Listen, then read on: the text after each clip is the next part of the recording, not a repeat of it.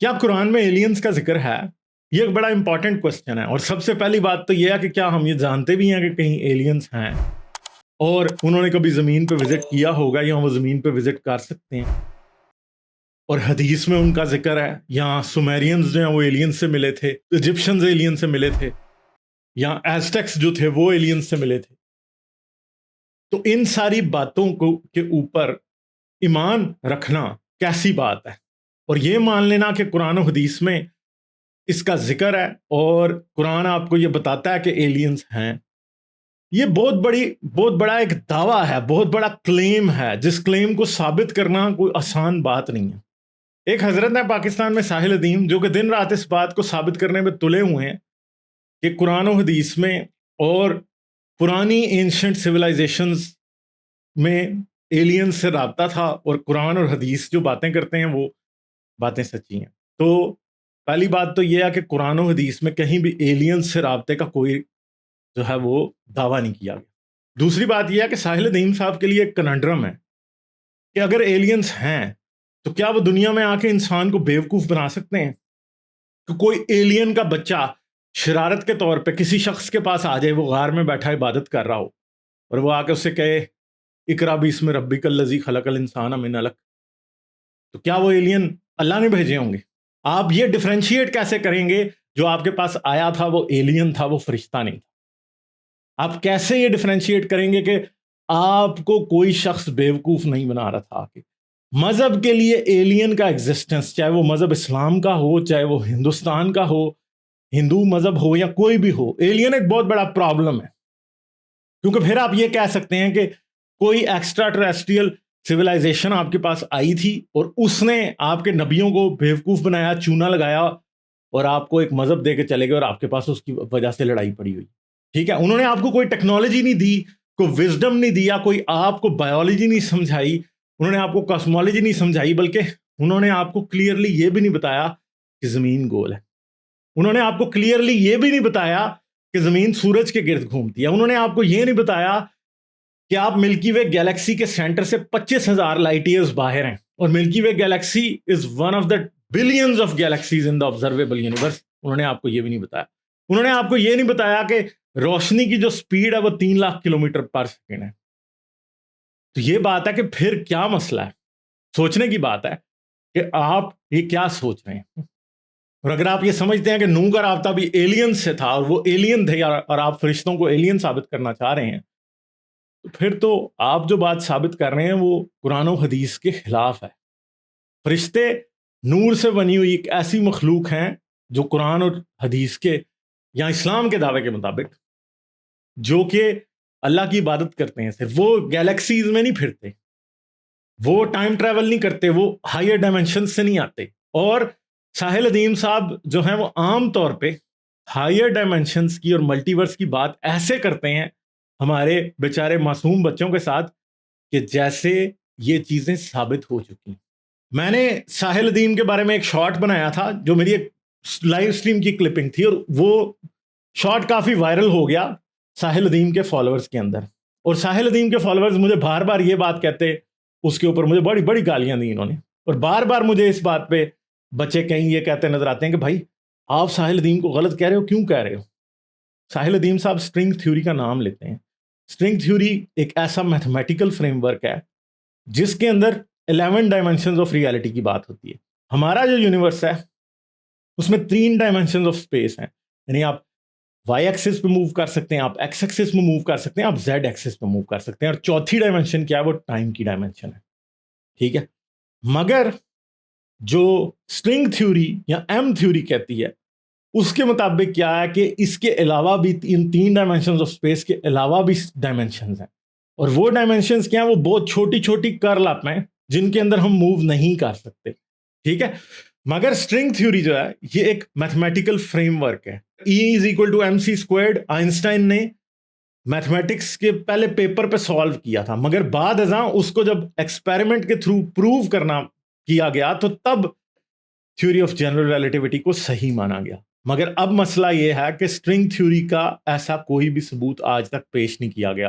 سائنسدان mature Kaku, Lawrence cross, Brian green, Steven Hawking, یہ سب بار بار جو ہے وہ اسٹرنگ تھیوری پہ بات کرتے ہیں. اسٹرنگ تھیوری کا آبزرویشنل ایویڈنس حاصل کرنے کے لیے آپ کو ہماری ملکی وے گیلیکسی سے بھی بڑا پارٹیکل ایکسلریٹر بنانا پڑے گا. تو گیلیکسی کے تو گرد گھومنے میں ہی لاکھوں سال ملینز آف ایئرز آپ کو لگ جائیں گے, اور لائٹ کی سپیڈ پہ گھومنے میں بھی آپ کو لاکھوں سال گیلیکسی کے سرکمفرنس کے گرد لگ سکتے ہیں. تو اسٹرنگ تھیوری کون ثابت کرے گا؟ آج تک کوئی ایسا طریقہ نہیں بتایا جا سکا جس کے تھرو آپ اسٹرنگ تھیوری کو پروو کر سکیں, اس کی پریڈکشنز کو پروو کر سکیں. تو اسٹرنگ تھیوری جو ہے ٹوٹلی ایک تھیوریٹیکل ریلم میں ہے, اس لیے آپ ہائر ڈائمینشنز اور پورٹلز اور فلان ڈھمکا کی باتیں نہیں کر سکتے. تو یہ چیزیں جو ہیں یہ کیا ہے؟ پیورلی فکشن ہے. یہ مارول کی موویز میں تو آپ کو نظر آئیں گے, مارول کے کامکس میں تو آپ کو نظر آئیں گے, ڈی سی کامکس میں آپ کو پورٹلز کھلتے ہوئے نظر آئیں گے, تھینوس نکلتا ہوا دکھائی دے گا, ڈارک سائڈ آپ کو نکلتا ہوا دکھائی دے گا, بٹ یہ صرف فکشن کا حصہ ہے. تو اگر یہ کوئی کہے کہ جی آسمان میں پورٹل کھلتے تھے اور حضرت نوح آسمان پہ چڑھ جاتے تھے اور پھر نیچے اتر آتے تھے اور ایلین سے وہ ملتے تھے اور فلاں ہوتا تھا اور ڈھمکاں ہوتا تھا, یہ ساری باتیں جھوٹ ہیں. اصل میں اگر حضرت نوح کی کہانی کو ہم دیکھیں تو حضرت نوح کی کہانی سب سے پہلے ایپک آف گلگامش میں سامنے آتی ہے, جہاں پہ کردار بھی نوح نہیں تھا, بلکہ یہودیوں نے نوح کی کہانی ایپک آف گلگامش سے ہی چوری کی تھی. پتہ نہیں ان یہودیوں کو بھی پتا تھا کہ نہیں کہ یہ سب سے پہلے ایپک آف گلگامش میں لکھی گئی, کیونکہ ایپک آف گلگامش اصل میں 1800 BC میں لکھی گئی تھی سب سے پہلے. جو اس کی ایک بہت پرانی ہمیں لکھی ہوئی فارم ملتی ہے وہ 1800 BC میں تھی, اور وہ جو فارم ہے اس کے اندر اتانپشتم ہوتا ہے. اتانپشتم ایک شخص تھا جسے خداؤں نے انسانوں کو بچانے کے لیے کشتی بنانے کا کہا تھا, اور اس نے کشتی بنائی اور اس نے انسانوں کو اور بہت سے اور جانداروں کو بچایا, اور وہاں سے یہ تھیم پھر چلتا رہا. ایون کہ ہندوؤں نے منو کی کہانی میں اس کو وہاں سے کاپی کیا, کرسچنز نے, یہودیوں نے کاپی کیا, کرسچنز بھی اس پہ بلیو کرتے ہیں, مسلمانوں نے قرآن میں کاپی کیا. یہ کہانی کوئی ایسی نہیں ہے کہ کوئی پرانی کوئی بڑی اچھی مطلب کوئی ایسی ایلینز کی کہانی ہمیں بتا رہی ہے, ایسا اس میں کچھ بھی نہیں ہے. یہ سب کہانیاں جتنی بھی ہیں یہ بیسیکلی پرانے انسان کی وہ کریشنز ہیں یا وہ تھاٹ ہے جو وہ سوچتا تھا, کیونکہ انسان کہانی سنانا چاہتا تھا اور انسانوں کے پاس اس ٹائم چیزوں کو ایکسپلین کرنے کے لیے کہانیوں کے علاوہ اور کوئی ذریعہ یا مینز نہیں تھے, اور وہی مینز تھے جس کے تھرو وہ کسی بھی چیز کو ایکسپلین کر سکتے تھے. اگر کسی سے کوئی پوچھتا تھا کہ آسمان کا رنگ نیلا کیوں ہے, تو وہ کوئی گھڑی ہوئی کہانی سنا دیتا تھا, یا وہ کہانی اس نے خود نہیں گھڑی ہوتی تھی, اس کے باپ نے, اس کے باپ سے پیچھے اس کا باپ, اس کا باپ, اس کا باپ, پیچھے پتہ نہیں کب کوئی کہانی کسی کو سناتا تھا, تو وہ اس کو سمجھ لیتے تھے کہ یہ سچی ہے اور اس کو وہ چلاتے جاتے تھے. تو یہ بات ہے. تو اگر آج ساحل ادیم یہ کہے کہ ایلینز ایگزسٹ کرتے ہیں اور ساحل ادیم اس بات کا کوئی ایویڈنس آپ کو دے سکتا ہے, سب سے پہلی بات یہ ہے, وہ کہتا ہے ہر بات میں ساحل ادیم صاحب یہ کہتے ہیں کہ ہنٹ قرآن میں دیا گیا, ہنٹ دیا گیا, ہنٹ. بھیا ہنٹ کا ہم اور آپ کوئی بھی مطلب نکال سکتے ہیں. میں آپ کو کسی بات کا ہنٹ دے دوں, آپ اس کا کوئی بھی مطلب نکال سکتے ہیں. یہ پرانے زمانوں میں ایک اور بات جو آپ کو سب سے امپورٹنٹ بتانے والی ہے, خاص طور پہ ہماری جو ینگ جنریشن ہے, آپ ضرور موویز دیکھتے ہیں مارول کی, ڈی سی سنیمیٹک یونیورس کی, آپ اسپائڈر مین کے کامکس پڑھتے ہیں, آپ اور چیزیں بہت سی فکشنل سائنس فکشن موویز دیکھتے ہیں, مگر ایک بات یاد رکھیے, پرانے زمانے میں جب کہانی لکھی جاتی تھی نا, اس میں یہ نہیں دیکھا جاتا تھا کہ اس میں ریالٹی کا کوئی فیکٹر ہے, کہ اس کہانی میں سچ بتانا ہے.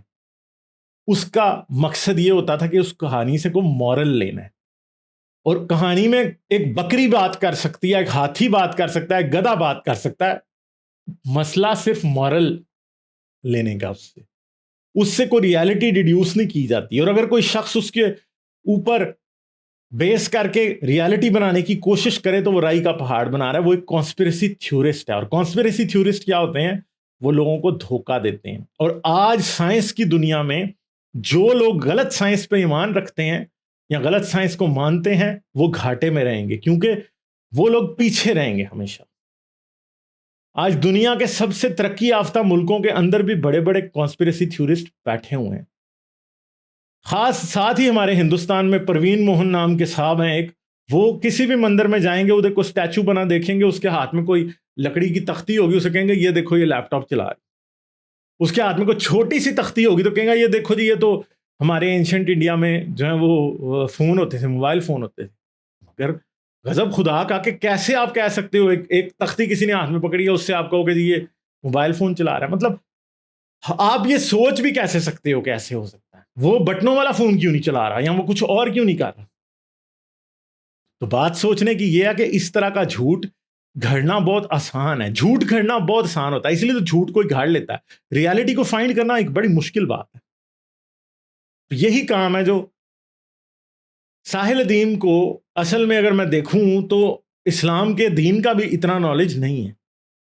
تو جو خالی جگہ ہے, جو فل ان دا بلینکس ہیں, وہ کیسے کرنی ہے؟ مارول کے قصے ڈال کے, سومیرینز کی داستانیں ڈال کے, ایزٹیکس کے قصے ڈال کے, ایتھنز کی داستانیں ڈال کے, نوح کا قصہ جو میسوپوٹیمیا والوں نے اوتان پشتم لکھا, انہوں نے نام بھی نہیں لکھا, وہ نکال کے ڈال دو اور کہو جی وہ دیکھیں واہ واہ کیا بات ہے.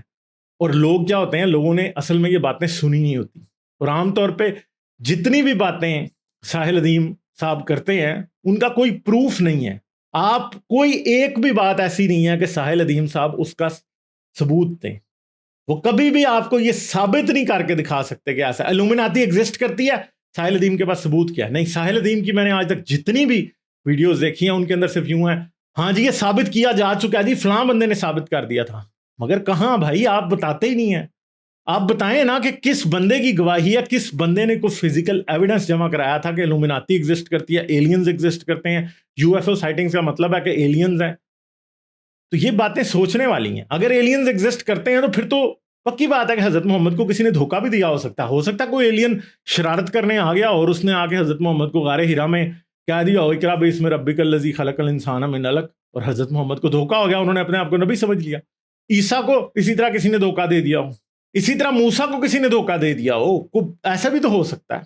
مگر مسئلہ یہ ہے کہ ایک تو بات آپ سے میں یہ کہہ سکتا ہوں, یہ یاد رکھیے گا, جتنے بھی ینگ بچے ہیں ان کے لیے اس بات کو ریسرچ کریں. اس پہ کیا آدم کا وجود ثابت ہے؟ نہیں ثابت. کیا ثبوت دیا جا سکتا ہے؟ میں چیلنج کرتا ہوں, کوئی بھی آپ کو آدم کے وجود کے بارے میں ثبوت نہیں دے سکتا. نوح کا وجود ثابت کیا جا سکتا ہے, کوئی وجود کا ثبوت دے گا کہ نوح تھا؟ کیا نوح کی کشتی ملی ہے؟ آج تک نہیں ملی.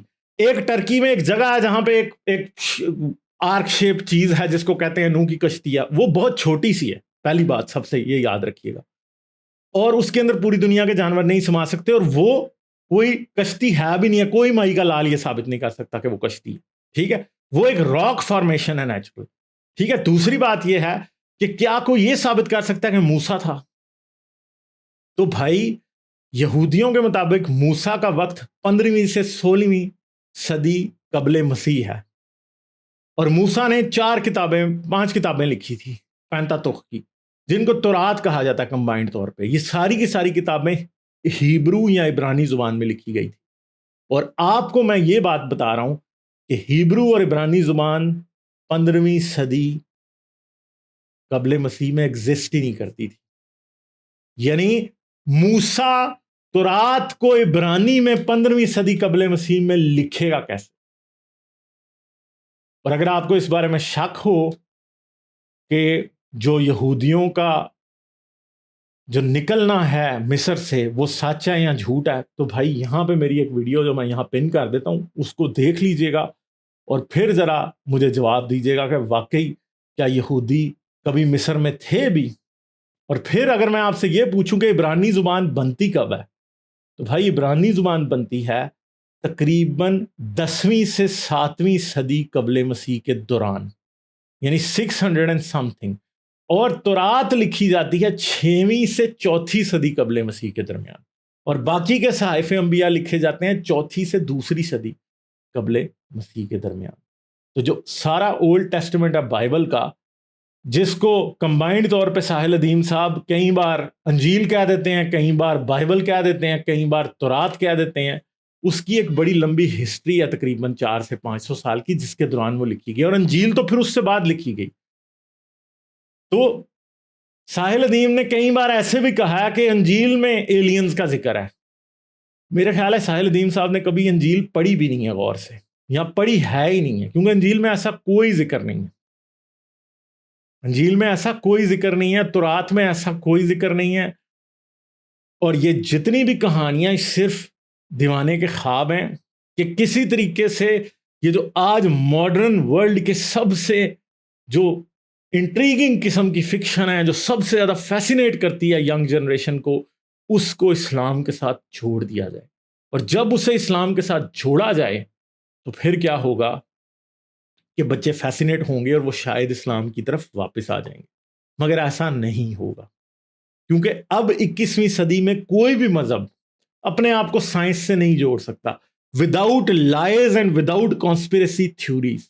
और वही काम साहिल अदीम ने करने की कोशिश की है, मगर मेरे ख्याल में काफी फ्लॉप काम है और इसको किसी भी तरीके से सरंजाम प्रॉपरली नहीं दिया जा सकता।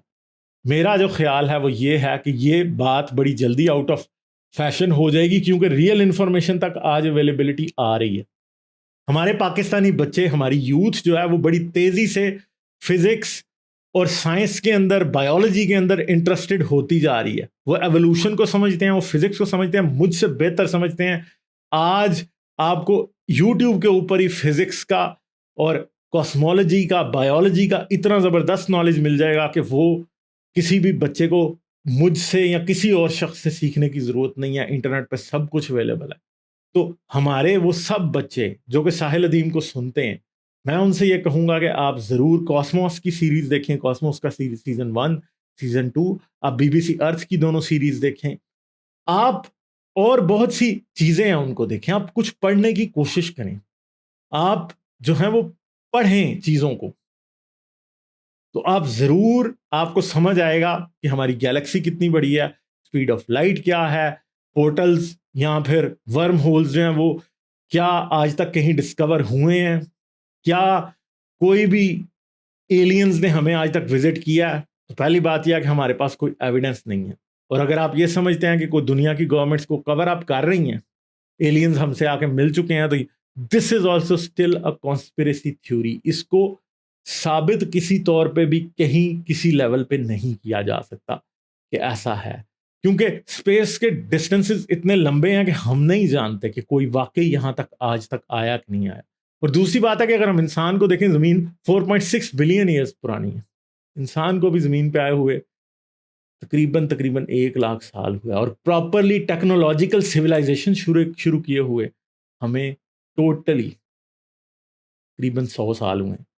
तो इस तरह के बड़े बड़े क्लेम्स करना बड़ी मुश्किल सी बात है, इसको किसी सूरत भी माना नहीं जा सकता। तो चले, उम्मीद है आपको ये वीडियो से कुछ ना कुछ लर्न करने को मिला होगा। हो सकता है कि आपको मेरी बातें बुरी लगी हों, आप साहिल अदीम के डाई हार्ड फैन हो, ऐसा भी हो सकता है कि आपको मेरी बातों में से कुछ समझ आया हो। कमेंट्स में मुझे ज़रूर बताइएगा कि आपको क्या लगा, अच्छा लगा या बुरा लगा। अगर आपको अच्छा लगा तो वीडियो पे एक लाइक कर दें और इस चैनल को सब्सक्राइब करके घंटी का बटन दबा के ऑल नोटिफिकेशंस ऑन कर लें। आप मुझे पेट्रियन पे भी सपोर्ट कर सकते हैं, पेट्रियन का लिंक इस वीडियो की डिस्क्रिप्शन में है। चलें, अपना बहुत सा ख्याल रखिएगा, मुझे दें इजाज़त, आदाब। लाइक, शेयर और सब्सक्राइब करना मत भूलें।